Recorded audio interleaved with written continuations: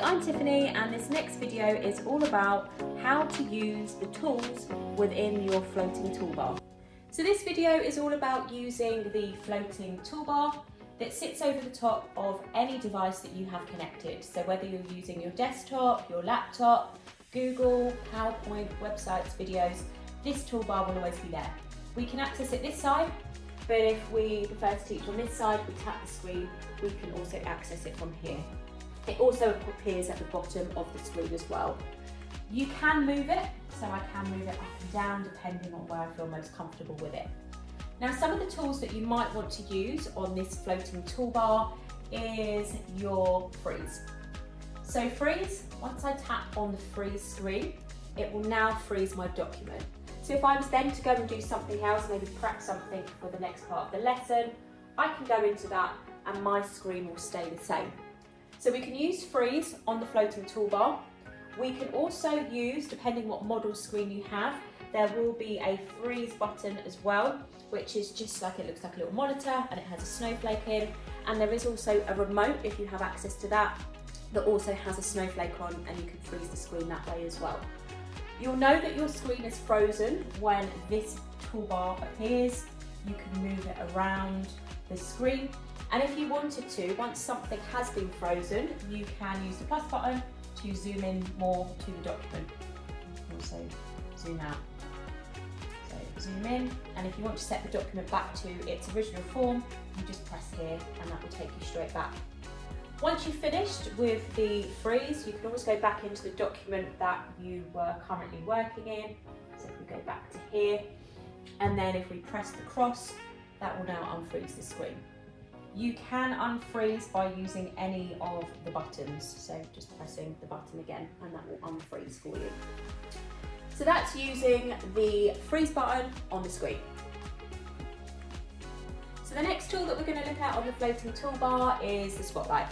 So spotlight tool was designed for you to spotlight something that's on the screen. So rather than having lots of distracting things going on, we can focus on one part of the screen. If you press the settings cog, you can take the slider all the way to the end, which then darkens the whole screen, and I can use my fingers to zoom and pinch and just focus on certain parts of that screen. So if I didn't want my students seeing all of that information and I just wanted them to look at this is a good way to get them to focus purely on this part of the screen. So the spotlight tool can be brought up anywhere that you want it to go, and when you're finished with it, you can press the cross.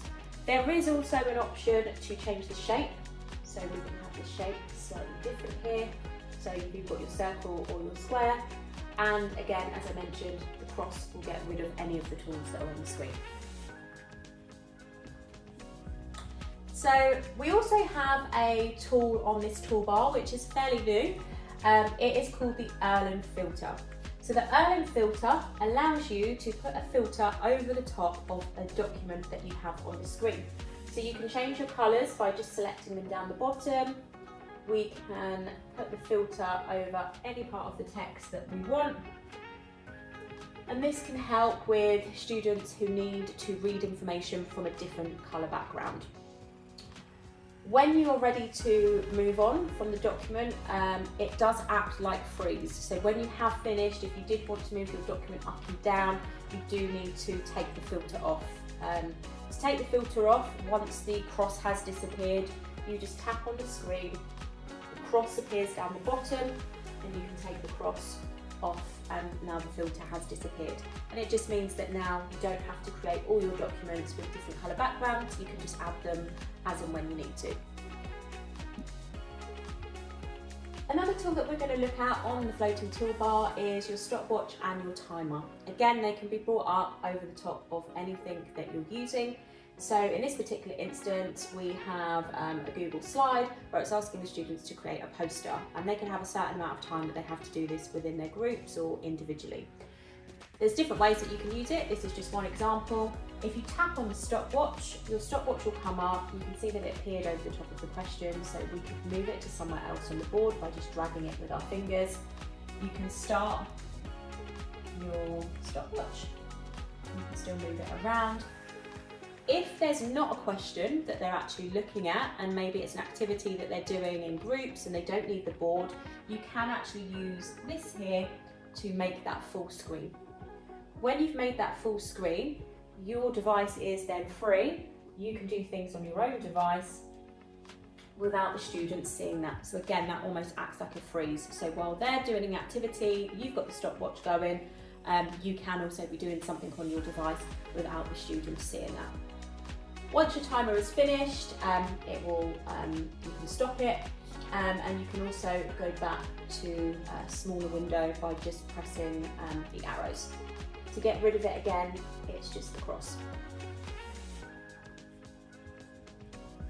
So the next tool that we're going to look at in the toolbox is the timer. Works very similar to how the stopwatch works, so we can bring it up over the top of anything. With this particular one, because it is a timer, it will make a noise when the time is up. So just check that your volume is on the screen. We can just have a little look at how this would work so that you can just see the sound going off. So you set it to the time that you want, you press start, and the timer will go off.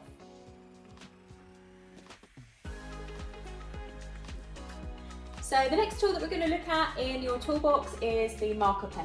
Now you can see that the Markerpen is in the toolbox, but we do also have access to it by just accessing it underneath the toolbox. So it just depends where you are and where you want to access it, but they're both the same. So if I tap on the Markerpen, it will bring up this here, which I can move around. I can tap on the pen and it will allow me to choose a different colour. I can do the same with the highlighter, and also I have a rubber as well. So if we just select a colour pen, so if we go with green, we can write over the top of here. So we might want our students to circle things they see, they might want to write something on here. So for example, we may want to write where we think we are. We might want to circle things we see in here. So we can do what we want on the board, either using our finger or using the pen. To rub out, you would select the rubber, and then you can use again part of your hand to rub out. So you can rub out anything you don't want.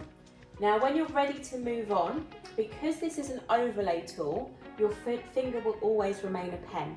So if you need to click into something else, if you're doing this over the top of the video and you want to press play to continue your video, you do have to press the cross to exit. When you do that, it will ask if you want to save these annotations. At the moment, I would say don't save these annotations because they are going to save to the board rather than your laptop. But if you go and watch the My ViewBoard videos, that there are a series of those, you can look at how you can take screenshots of things like this that you do and save them to your device. So either saving them to your device or your OneDrive or your Google Drive. So I would just press cancel and then the document goes back to its original form. Thank you for watching this video and I hope that you found it useful.